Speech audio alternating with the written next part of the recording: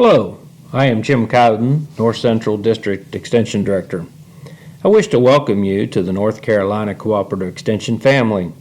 Extension employees of North Carolina State University and North Carolina Agricultural and Technical State University comprise one of the most elite extension services in the country. Today I'm going to introduce to you the Extension Reporting System, or ERS. In this segment, I will discuss why we are required to do ERS and the different sections of the Extension Reporting System. First off is, why are we required to do ERS in cooperative extension? Well, the Extension Reporting System is used to gather data to meet Extension's various state and federal reporting requirements. Depending on the requirements, the reports are meant to capture a calendar year or a state fiscal year's worth of data. ERS data is frequently requested by our congressional offices, state legislature, the governor's office, county commissioners, county managers, and others.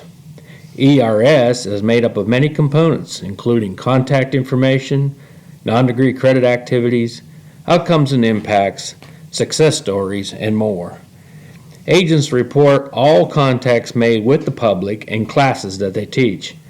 Both the contact information and non-degree credit sections should be filled out monthly once your plan of action for the year is approved.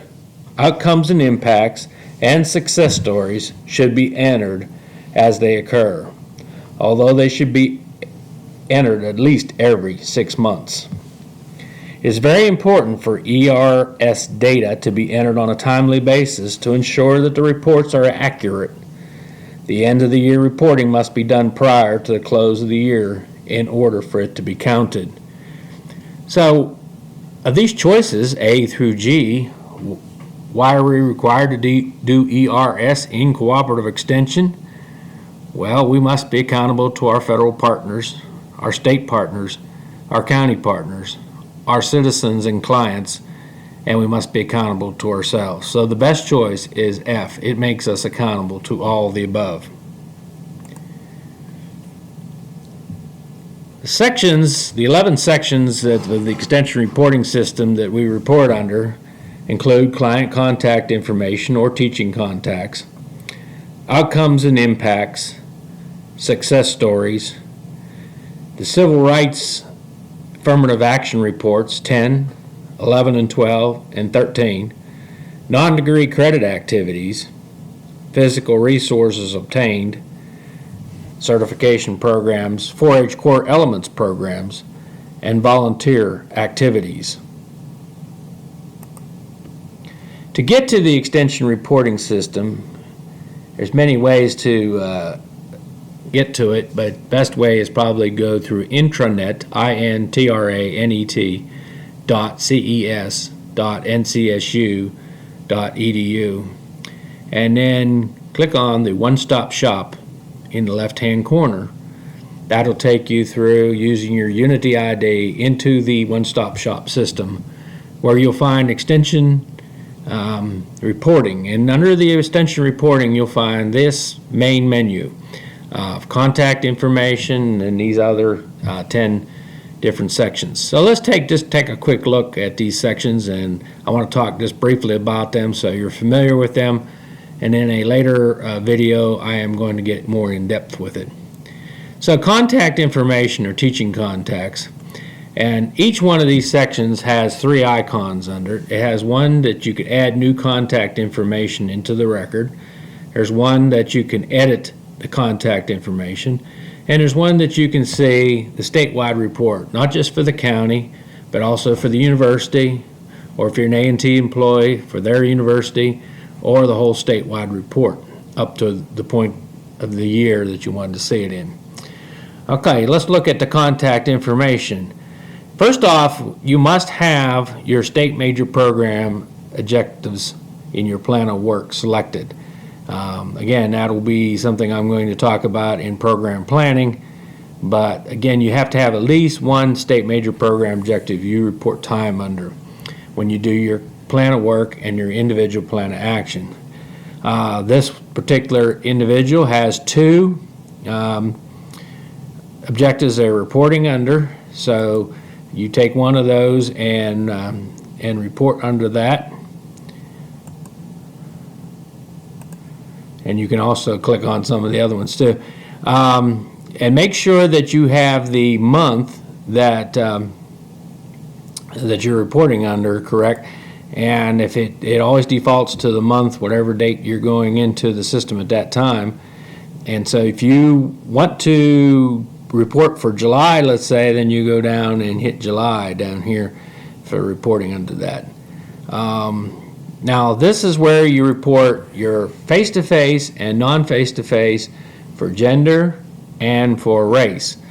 Now face-to-face include those contacts we make with people at our meetings, workshops, conferences, etc. This is something that's required by the Federal Civil Rights Report that we turn into our USDA partners. And we must do these on a monthly basis, or it's best to do them on a monthly basis. Don't let yourself get behind on these.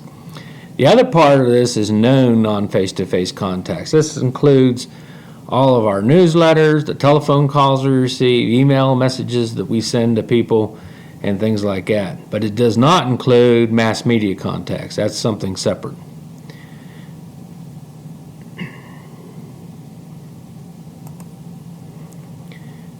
Next section is outcomes and impacts. In the outcomes and impacts section, again, you have to have your at least one state major program objective selected. You have the choices of either individually reporting selected outcomes and impacts, like this is a local food system one. So these are the objectives that this person selected to report under. It may have been all the same ones that were in the state major program objective, or select ones that they wanted to report under. Also under this, there's a place to do a narrative. The narrative is a description of impacts or progress toward the plan of work or objective, and it's limited to 150 words. It's not a success story, it's just how you're progressing on the plan. This area, the outcomes and impacts reporting area, is one that you need to do at least every 6 months. We like to see a update of this in June, and then of course at the end of the year, and of course the narratives, you report one in June and one at the end of the year for each objective that you have. The next area, if we go in kind of line, would be the success stories. The success stories are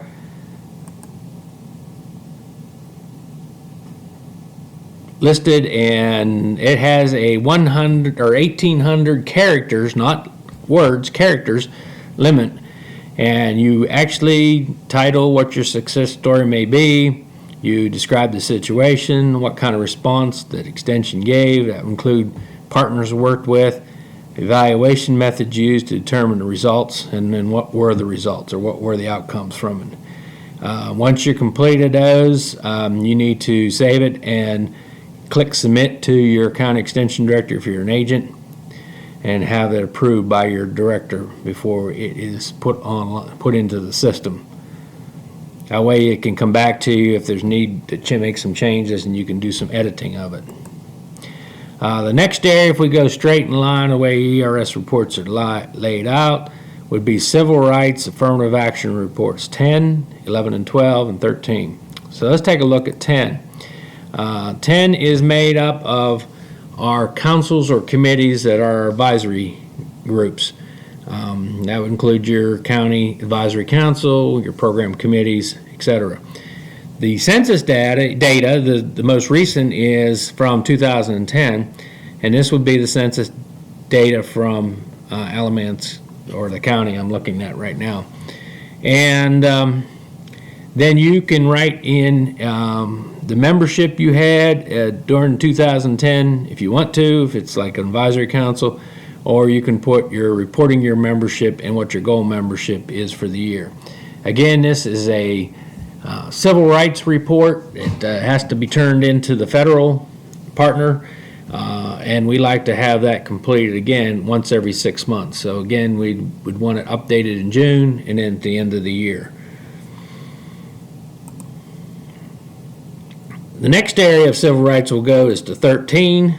13 is looking at identifiable groups or clubs that we have, and we usually consider these our 4-H clubs, individual 4-H clubs, individual ECA clubs, and groups that would not survive if they didn't have support from extension. That's how to determine if they should be included here. So you list the identifiable unit and list the makeup, both gender and race, of that club, and then you will be shown whether it's in compliance. It means it fits the community numbers that you had at the beginning in the AAR 10, or if it's not in compliance, then you'll know that you need to go into Affirmative Action Report 11 and 12 and write up how you're going to get them in compliance. And this is 11 and 12. So again, you put the group, target, race or gender that you want to try to increase, and then what efforts you're going to make to try to increase that to get them in compliance. Jumping back up to the next section, the non-degree credit section.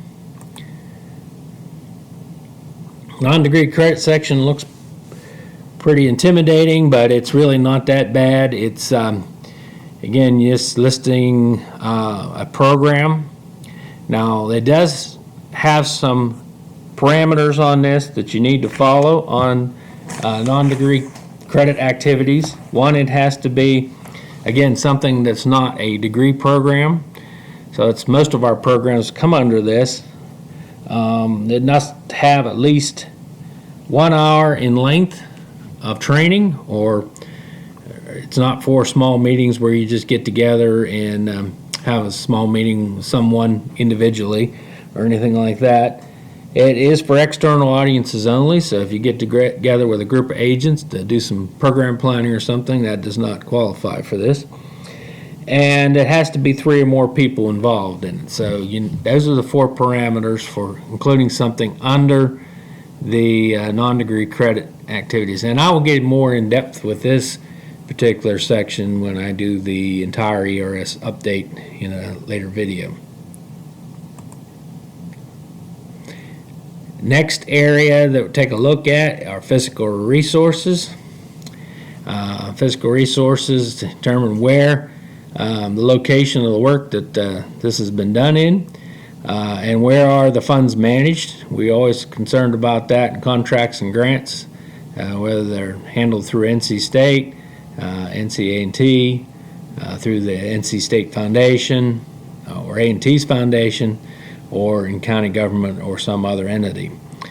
And also the type of grants, we have contracts and grants, user fees, United Way foundations, gifts and donations, and in-kind grants and donations.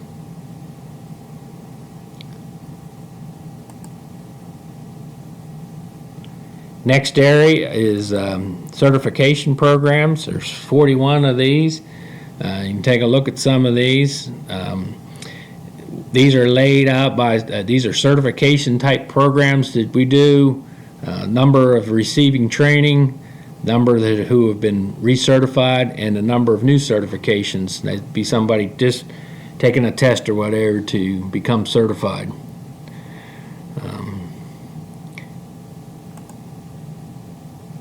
Next area we're going to look at is 4-H core elements. Notice it doesn't fall in just the way they are in the line here, but this is the way they'll show up when you do the report out at the end of the year. So this is for the 4-H area or youth area, and these are some of the parts of this that are included in there. Some of the interesting things, now we've just had our 4-H presentation contests at the county, district, and state level. We've had project books scored just recently. And we have many of these programs that go on in 4-H on a continual basis. But these and some of these other reports are to be filled out as they occur. There's no specific time on them. Number of clubs maintained, number of clubs formed, number of kids who attended the residential 4-H camp, or number who attended our 4-H day camps that we've had. So this information, again, as it occurs, you can add that into the report. And last but not least is volunteer activity report. And we have actually, I guess, 5 areas that we reported under the 4-H volunteers. Our advisory leadership system, and that includes not just the county advisory system, but other program advisory committee members. The Extension Community Association, the Extension Master Gardener volunteers, and any other, which might be cooperators and things like that. It's broken down by number of volunteers, the total hours worked by those volunteers, known client contacts by those volunteers, and then a dollar value. This is based on the federal $23.56. Again, it should be completed as it occurs. Some people report it every month, some people report it quarterly and things, but the more, oftentimes you get that information, the sooner you get it in there, less chance you're going to forget to put it in.